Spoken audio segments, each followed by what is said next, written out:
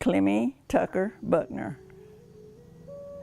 And I grew up west of, well, I spent about 5 years in the area, 7 or 8 maybe, out west of Stillwell, a little community called Horn. My father's name was Adolphus Lou Allen Tucker. And my mother's name was Sarah Serena Kelly. There was 10 of us. There were 6 girls and 4 boys. I went to Horn School in the community where I grew up. I was in the 3rd grade when we moved to Stillwell. And the rest of the years were in Stillwell. 2 teacher schools. Can you describe it? Well, we would bring our lunch to school in gallon buckets or any kind of old container, you know, and we would take them outside and eat our lunch outside. We had biscuits, fried potatoes, eggs. That was just our main living, you know. But I remember living out there and what it was like going to school and my teachers and my classmates. I remember a classmate and I were 2 best students in the class, and he got a little New Testament and I got a little hand mirror. It was our gifts. But we were just happy kids. When you were growing up, what kind of games did you guys play? Hopscotch, ante-over, jump rope, baseball, just run races, outdoor games. Well, I really think the worst thing I ever did that I got in trouble for, like sending me down to the neighbors, you know, to borrow something, and I would stay too long because I'd play. And that was as a kid. And that, to me, now is about the worst trouble I got into as a kid. We just played outside mainly, you know, games. We didn't have toys. What we would get for Christmas wouldn't be toys. It'd be something to eat or wear, you know, and very little of that. Because back, you know, the Depression started in the early 30s, and they lasted for a number of years. And we were born in the younger generation of them. We had older ones that did, you know, all the chores and everything. And when my dad had 4 boys, and there was not a one of them that worked out and helped him support us. So my father just took care of all of our needs, and we went to school. He got an 8th grade education in his day. That was good, and he and my mom were strong on education. And so they struggled to keep us in school. Having a garden and fruit and eating wild, you know, the poke and stuff like that when it was in season. We've had even sheep shower pies because and we had that period of the Depression, you know, in the 30s that came along. And our main food was just gravy and potatoes and fried potatoes and brown beans and our milk and butter, you know, just same old stuff all the time. We had to hoe when things like that and pick the things that we had in it, you know, but to us, you know, well, just go out and get some beans or whatever, you see, get a head of cabbage or something like that. And we had a cow, you know, it had milk and butter. That was our mainstay. But we didn't know we knew, I guess, it was better out there, but we didn't miss it because we were happy.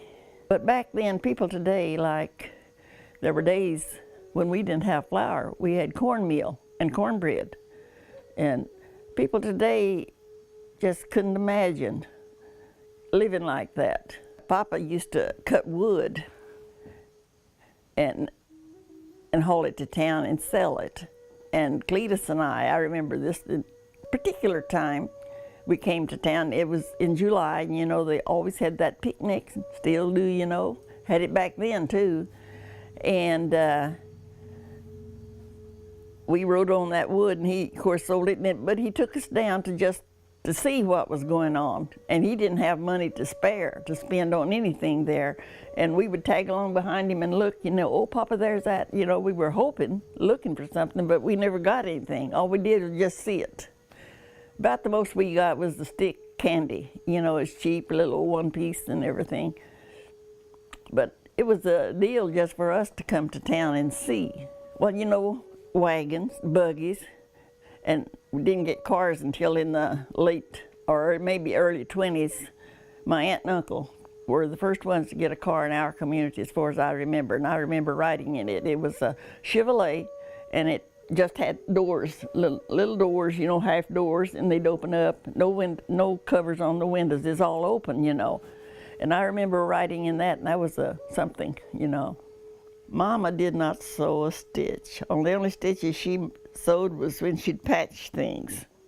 My sister is the one that made our dresses and things. And I'll tell you what, there wasn't a lot of those. One or two is all you had. And my mom would wash our clothes at night to send us to school. And we never missed a day of school unless we were sick. And so she used that washboard a lot. The one thing that we did have that we enjoyed was telephone. And our cousins, we'd call each other, you know, and talk on the telephone. I remember the phone we had very well. I have a good reason to remember it. For Christmas one year, my twin and I got little porcelain dolls. And mine had been laid up on the top of that telephone. And it was right near the door. You come through the door and the phone is right there on the right. And I guess slamming the door jarred that telephone enough till that doll finally fell off and broke, and you know what happened then. In grade school, I guess now and then we'd get a dime for this or that, you know. Well, it only cost a dime for grade school kids to get in. I'd managed to get a dime. And they had the ball games always in the afternoons.